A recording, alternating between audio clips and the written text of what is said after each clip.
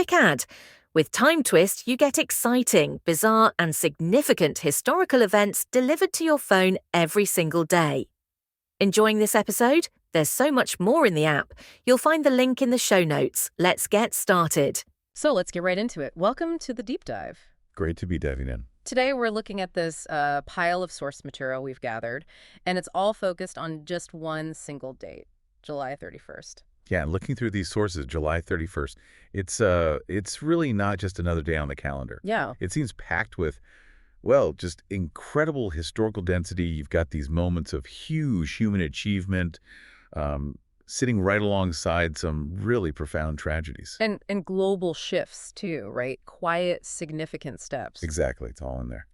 So that's really the mission for this deep dive. We want to unpack these sources, pull out the key facts, the insights, and show you the surprising layers of history that are sort of woven into this one day, just across different years. From, like, Olympic glory and space missions. Yeah, to peace treaties and lives that, really shaped the world. July 31st seems to have seen quite a bit. It really has. Okay, let's kick off with something that really grabs you, this idea of pushing limits, human achievement.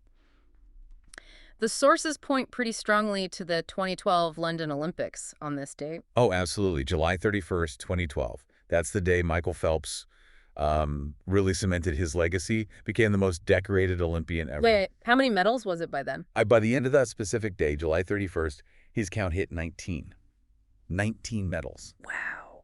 And it wasn't just the number. It felt like he was redefining what people thought was possible in swimming, just setting a whole new benchmark for human performance, at least for a while. Incredible. And while Phelps is pushing limits in the water, July 31st also seems to be a day when we were looking outwards.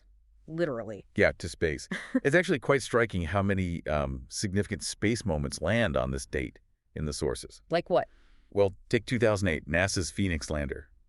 It confirmed frozen water on Mars. Confirmed it, for sure. For sure. The sources are clear. It wasn't just theory. The lander used its robotic arm, scooped up Martian soil, analyzed it right there, and found actual water ice. Tangible proof. That's huge. That must have really shaken things up, thinking about Mars's history and, potential for life. It really did. A big shift. And speaking of, tangible steps on other worlds, let's rewind a bit further to 1971.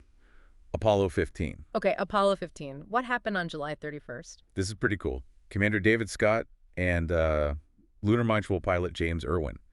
They made history. They weren't just walking on the moon, they were driving. Driving on the moon? Yes. First ever ride in the lunar rover. Imagine that feeling. Actually covering ground on the moon's surface in a vehicle. It totally expanded the reach of what astronauts could do up there, way beyond just walking distance. That really changes the scale of exploration, doesn't it? Now, space stuff isn't always about finding water or, cruising around in rovers. Sometimes it's about, deliberate endings. Mm-hmm. The sources mention something like that, too, for this date. Right. Like 1999, NASA intentionally crashed the Lunar Prospector spacecraft into the moon. Intentionally. Why? They were hoping the impact would kick up a plume, like a cloud of debris that might contain water vapor they could analyze from afar. And did it work?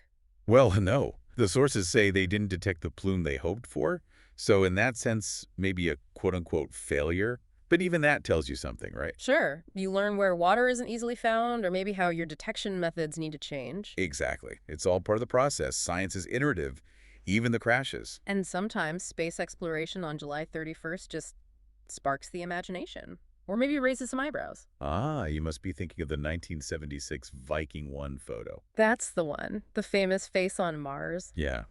The sources confirm, it's just shadows and the way the terrain looked. A trick of the light, basically. But people ran with it, didn't they? Oh, absolutely. For years, it fueled all sorts of public fascination and speculation about alien civilizations building things on Mars. It really shows how a scientific mission can accidentally create this big cultural moment, all tied back to July 31st. Okay, so shifting gears a bit. From space back down to Earth to the complex world of human affairs, July 31st seems to have marked some really pivotal moments in global politics, maybe in the difficult work of seeking peace.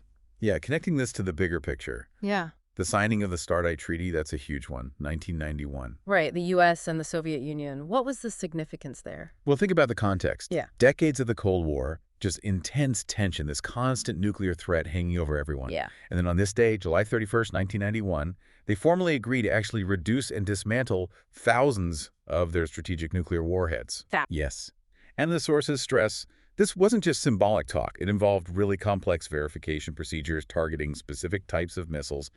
It must have felt like a genuine, if maybe fragile, moment of hope, a real blueprint for de-escalation. A moment where they actively chose reduction. That's powerful. And then away from the huge scale of nuclear weapons, this date also saw, like, the quiet end of a very long conflict chapter. You're probably thinking of Operation Banner in 2007. Tell us about that. So Operation Banner was the British Army's deployment in Northern Ireland, and the sources note it was the Army's longest continuous operation ever.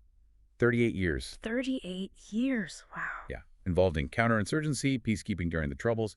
Its official end on July 31st, 2007 was seen as a really significant, though kind of understated, step in the peace process there, a chapter finally closing.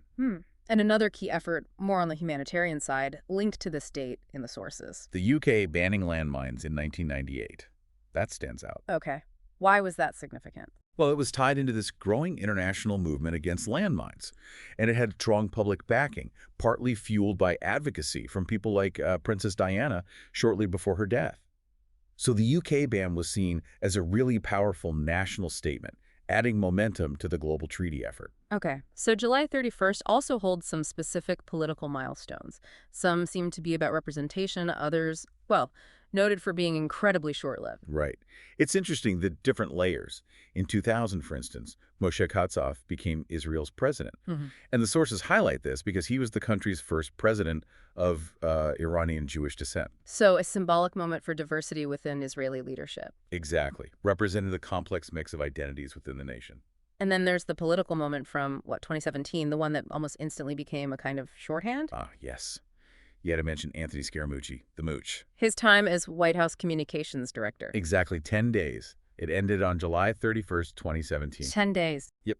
The sources basically treat it as, well, almost a punchline now, a symbol of those really rapid-fire, blink-and-you-miss-it moments you sometimes get in high-stakes politics. Definitely memorable for its brevity. Now, while this date marks achievements and political shifts, the sources are also very clear that July 31st, like any day, really, has seen profound tragedy. Yeah, these are the harder parts to talk about, but they're part of the story, too. It's important to acknowledge them. The sources mention the Penang Bridge collapse in Malaysia. Yes, 1988. A terrible structural failure. 32 people lost their lives.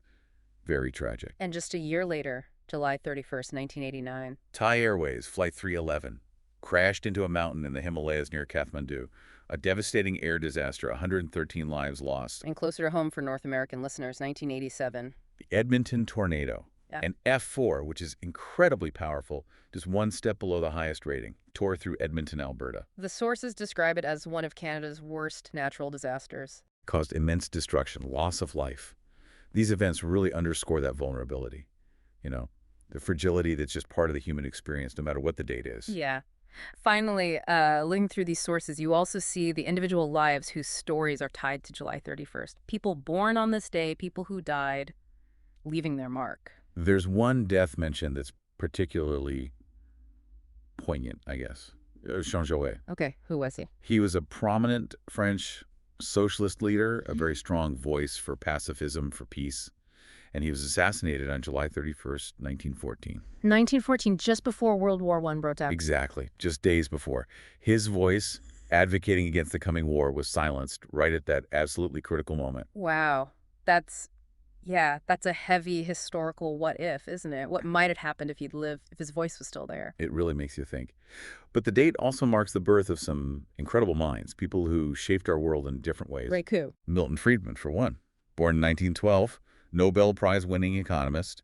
His ideas about free markets and government policy had a massive impact, still debated today, obviously. Right. Influential thinker. Who else? Primo Levi, born in 1919, an Italian Jewish chemist and writer. A Holocaust survivor, right. Yes.